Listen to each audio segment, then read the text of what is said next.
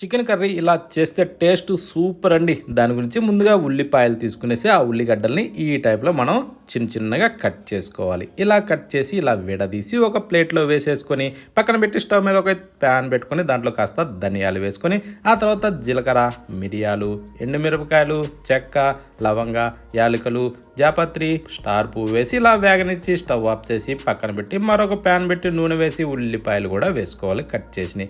ఈ విధంగా ఫ్రై చేసి వీటిని కూడా తీసి ఒక ప్లేట్లో అయితే వేసేసుకొని ఇప్పుడు రోల్ సిద్ధం చేసి ముందుగా ఫ్రై చేసిన వాటిని రోట్లో వేసేసి ఇలా మెత్తగా పొడిగొట్టి తీసి ఒక బౌల్లో వేసుకోవాలి. ఆ తర్వాత ఫ్రై చేసిన ఉల్లిపాయలు తీసి ఒక మిక్సీ జార్లో వేసి పెరుగు కూడా వేసి ఇలా మెత్తగా పేస్ట్ చేయాలి. ఆ తర్వాత ఆ నూనెలోనే బిర్యానీ ఆకు, పచ్చిమిరపకాయలు, పసుపు, అల్లం వెల్లుల్లి పేస్ట్ వేసి ఇలా వేగనిచ్చి రోట్లో దంచిన పొడిని వేసి ఇలా బాగా వేగాక కడిగి పెట్టి రెడీ చేసిన చికెన్ని దాంట్లో వేసేసుకోవాలి. వేసాక సాల్ట్ కూడా వేసుకునేసి ఇలా తిరగేసుకుంటూ మూత పెట్టుకొని బాగా ఫ్రై చేసుకోవాలి. ఇలా ఫ్రై అయినాక స్పైసీ తగ్గట్టుగా కారం వేసుకొని ఇప్పుడు దీన్ని కూడా కలుపుతూ ఇలా వేగనిచ్చుకోవాలి.